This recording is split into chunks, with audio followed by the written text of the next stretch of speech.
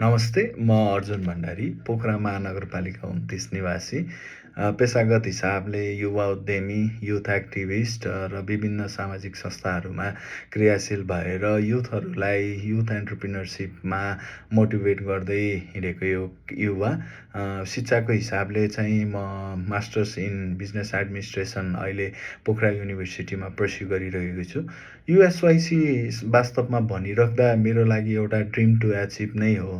मैले युएसवाइसीको हरेक प्रोग्रामहरूलाई नजिकबाट निहालेर नजिकबाट युएसवाइसीको फेसबुक पेजलाई लाइक गरेर युएसवाइसीका हरेक क्रियाकलापलाई चाहिँ मैले नजिकबाट निहाल्ने अवसर प्राप्त गरेको छु। युएसवाइसी मेरो लागि एउटा अपर्च्युनिटी पनि हो, किनभने as a young entrepreneur, as a youth activist आजको दिनमा हामीले हेरिराख्दा युथ आर लाइक हुन्छ नि, अब they don't have any options that might lead their futures in here in Nepal होइन। त्यही भएर मेरो लागि चाहिँ मैले जीवनमा सिकेका कुराहरू, मैले भोगेका कठिनाइहरू, मैले यहाँसम्म आउँदा फेस गरेका च्यालेन्जेसहरू, अपर्च्युनिटीहरूलाई मैले सेयर गर्ने प्लेटफर्मको रूपमा मैले यसलाई लिएको छु।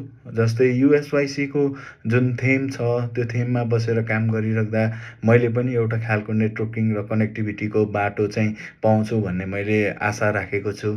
जीवन एउटा यात्रा हो। जीवनको यात्रामा अहिलेको यो डिकेड्स, अहिलेको यो बेलामा चाहिँ सबैभन्दा ठुलो कुरा भनेको चाहिँ नेटवर्किङ हो। सो मलाई चाहिँ युएसवाइसीमा सेलेक्ट भइराख्दा अथवा सेलेक्ट भएमा चाहिँ मैले आफूभित्र भएका कुराहरू पनि सेयर गर्ने र त्यहाँबाट त्यो प्लेटफर्मबाट पनि मैले धेरै कुराहरू चाहिँ सिक्ने अवसर प्राप्त गर्छु होला जस्तो मलाई लाग्छ। म चाहिँ एकदमै डेडिकेटेड छु।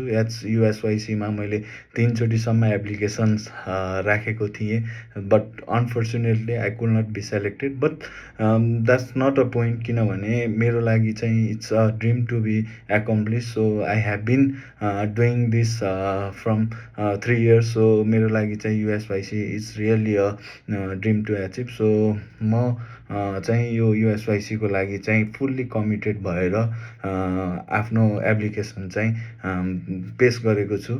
Thank you.